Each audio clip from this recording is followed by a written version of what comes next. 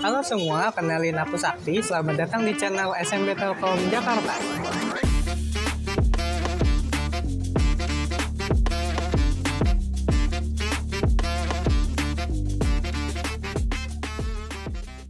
Oh ya, sebelumnya aku mau ngucapin nih selamat liburan bagi teman-teman mahasiswa dan semoga yang ngerantau bisa pulang ke rumahnya dengan selamat, terus juga bisa balik ke sini untuk melaksanakan kuliah di semester depan dengan selamat juga.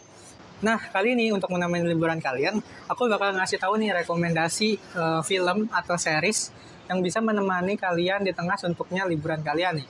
Oh ya, film atau series yang aku kasih ini nggak ada spoiler ya teman-teman, jadi kalian bisa terus tonton rekomendasi dari aku sampai habis gitu. Dan juga ini sifatnya akan subjektif ya teman-teman, bisa aja yang menurut aku film tersebut bagus atau series bagus bukan berarti akan disukai juga nanti sama teman-teman gitu. Oke, nomor satu ada 12 Angry Men. Jadi film ini dirilis tahun 1957 dan tergolong film yang lama gitu. Film ini disutradarai oleh Sidney Lumet. Dan meskipun film ini debutan dari sang sutradara, film ini benar-benar bisa bikin kita mind blowing dengan tulisan ceritanya. Secara singkatnya, film ini bercerita tentang ada seorang anak berumur 18 tahun yang sedang disidang dengan tuduhan membunuh bapaknya sendiri gitu. Nah, nasib anak ini ditentukan oleh 12 orang juri. Apakah dia layak untuk dihukum mati atau tidak? Nah, ke-12 orang juri ini harus sepakat dengan satu suara, teman-teman. Jadi nggak boleh ada salah satu juri ini yang tidak sepakat. Atau hanya sendiri yang sepakat gitu. Anak ini layak dihukum mati atau tidak. Sebenarnya plotnya simpel kan, cuman seperti itu. Cuman yang bikin mind blowing adalah ini film cuman ada di satu latar tempat doang. Terus panjang film tuh ngobrol, udah gitu doang. Tapi yang bikin amaze-nya adalah kita tuh nonton bener-bener bisa ngikutin, bener-bener bisa betah gitu ngeliat orang ngobrol doang. Nah, kalau kalian nggak percaya, kalian bisa nonton film ini di platform streaming kalian yang kalian sukai. Kalau ini film lama, jadi kayaknya agak susah gitu untuk nyari. Kalian bisa ketik aja di Google 12 Angry Men gitu, pasti nanti akan ketemu. Oke, yang kedua ada Forrest Gump. Nah, yang film satu ini mungkin nggak akan asing lagi di tengah kalian. Kalian mungkin pernah nonton atau pernah dengar dengan film ini gitu. Jadi film ini dirilis pada tahun 1994 dan berhasil mendapatkan banyak sekali award pada tahun 1995 gitu. Seperti Best Picture, Best Director, dan juga aktornya Tom Hanks. Dia juga dapat Best Actor juga di film ini gitu di tahun 1995. Oke, jadi secara singkat film ini bercerita tentang Forrest Gump, seorang pria yang memiliki IQ rendah, namun sepanjang hidupnya dia bisa dapat keberuntungan terus gitu. Nah, yang aku suka dari film ini benar-benar film ini bisa dinikmati oleh semua orang dan gak perlu pusing mikir plot atau apa-apalah, kalian tinggal nonton dan nikmati gitu. Karena benar-benar ceritanya yang simple, cuman banyak pelajaran gitu yang bisa diambil dari film ini gitu. Nah, kalian bisa tonton film ini di Netflix salah satunya atau platform streaming kesukaan kalian. Nah, yang ketiga ada The Dark Knight. Di antara film-film jenius dari Christopher Nolan kayak Interstellar, Tenet, Memento, terus Inception, sampai yang terakhir Oppenheimer, menurut aku yang paling berkesan untuk aku tuh The Dark Knight gitu. Nah, The Dark Knight sendiri ini sebenarnya film trilogi teman-teman. Jadi film yang pertama itu ada Batman Begins, kedua baru The Dark Knight, yang ketiga ada The Dark Knight Rise gitu. Jadi menurut aku di film ini Christopher Nolan benar-benar berhasil gitu membuat film superhero yang berbeda gitu dari yang lain gitu. Benar-benar ikonik sekaligus mempunyai kesan sendiri buat aku gitu.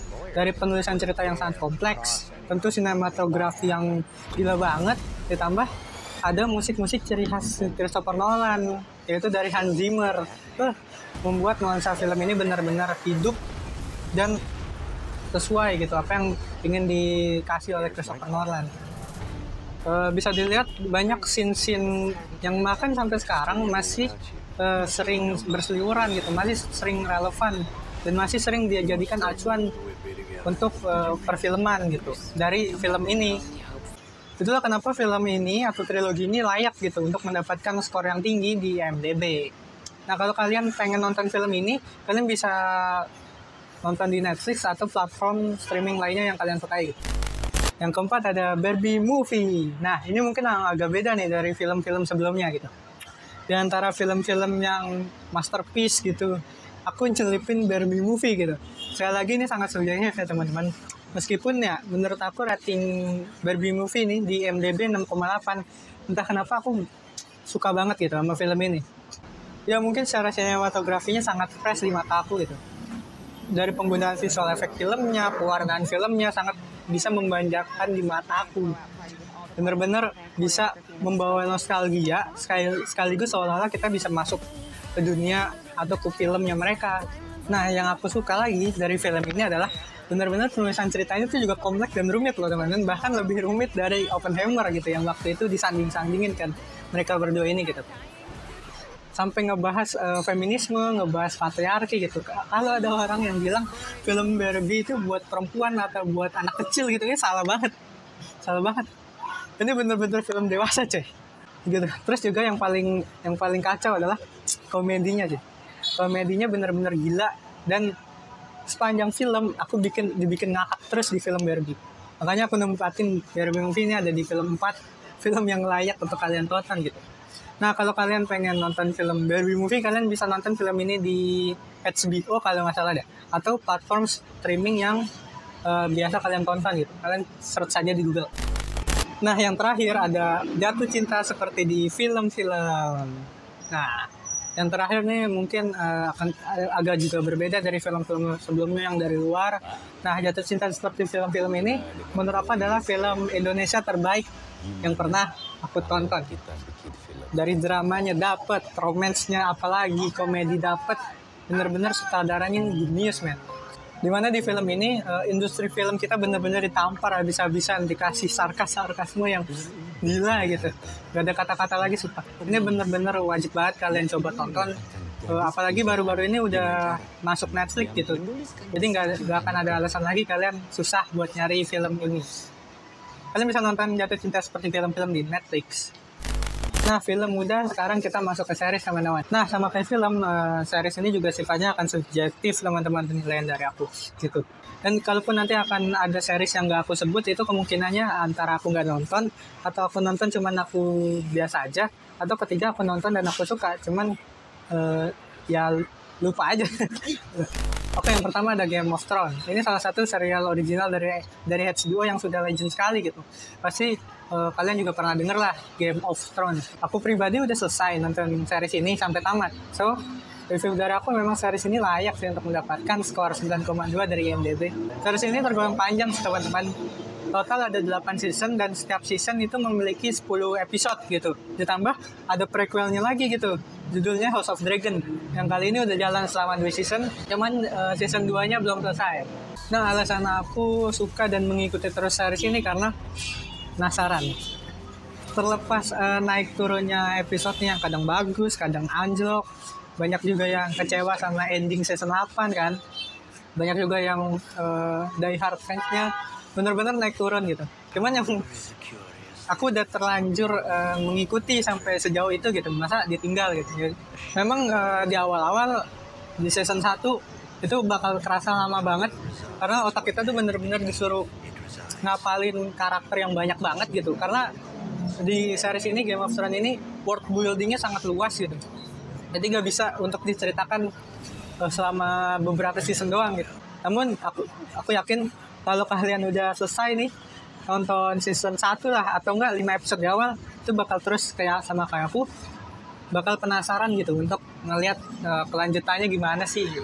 Nah, series ini cocok banget untuk kalian yang punya banyak sekali waktu luang dan suka gitu buat namatin serial-serial yang panjang. Series ini cocok buat kalian ikutin gitu. Kalian bisa tonton full series ini ada di HBO Max. Hanya di HBO Max. Nah, series yang kedua ada Fallout. Nah, ini serial terbaru yang baru rilis nih tahun ini gitu. Jadi seri Fallout ini merupakan serial adaptasi dari game sebelumnya yang berjudul Fallout juga.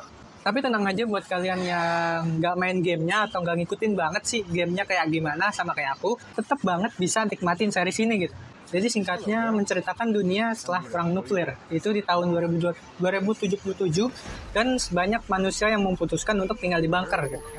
Yang aku suka dari series ini adalah pertama sinematografinya tentu. Sinematografi ala retro western ditambah banyak adegan slow mo pada adegan action itu menambah kesan sendiri gitu saat kita nonton film ini.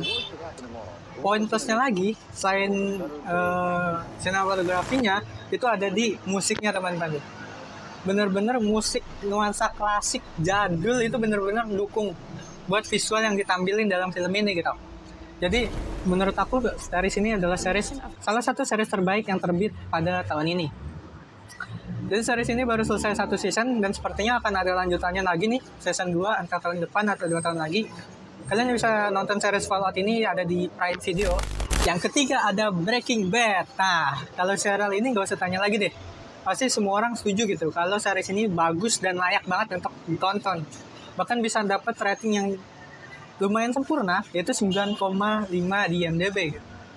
Mulai dari kerapihan penulisan ceritanya, dari season 1 sampai season 5, yang seakan-akan tuh udah dirancang, udah ditulis gitu dari awal. Dari sebelum di syuting, udah ditulis nanti season 5 bakal kayak gini sampai akhir gitu. Terasa banget, bener-bener semuanya tidak ada janggal, tidak ada terlihat rapi lah dari penulisan ceritanya.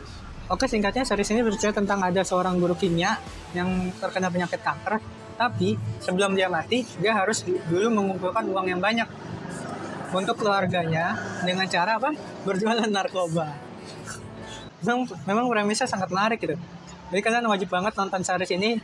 Series ini ada di Netflix, sekarang kalian bisa tonton hanya di Netflix. Nah, di series keempat ada Shogun. Nah, ini juga merupakan salah satu series terbaik gitu yang rilis di tahun ini. Jadi singkat ceritanya Shogun menceritakan tentang sejarah pada abad ke-17 di Jepang. Pada abad ke-17 di Jepang ini sedang marak-maraknya perebutan wilayah antar daimyo atau klan di Jepang. Nah, yang menarik dari film ini adalah kita tuh bukan diambil sudut pandangnya dari salah satu fraksi atau salah satu klan yang sedang berebut wilayah ini, namun diambil dari sudut pandang bajak laut yang secara tidak sengaja terdampar di Jepang pada saat itu. Namanya John, dan pada film ini diperankan oleh Cosmo Jarvis. Nah, mau nggak mau si bajak laut ini harus ikut campur kan ke urusan dua belah pihak atau berbagai pihak yang sedang berperang ini gitu. Nah, yang aku suka dari series ini tentu yang pertama adalah visualnya guys. Jadi film ini benar-benar berhasil gitu untuk menciptakan suasana yang terlihat persis dengan kondisi Jepang pada saat itu gitu. Mulai dari wardrobe, budaya yang ditampilkan, terus latar tempatnya, latar warnanya, latar waktunya, bajunya gitu.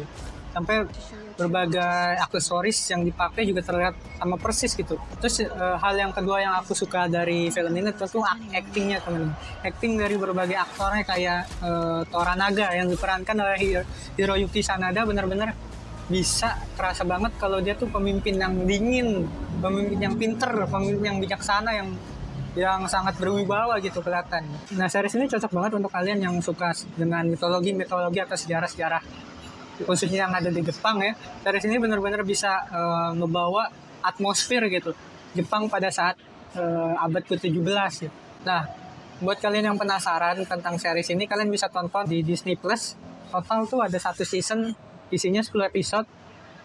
Dan kayaknya nanti akan ada season 2 gitu. Nah, itu aja rekomendasi film dan series dari aku untuk menemani masa suntuk kalian selama liburan. Jangan lupa tulis di kolom komentar series atau film apa yang kalian suka dan orang lain tuh wajib banget nonton film itu gitu. Ayo kita diskusi di kolom komentar. Jangan lupa istirahat. Assalamualaikum warahmatullahi wabarakatuh.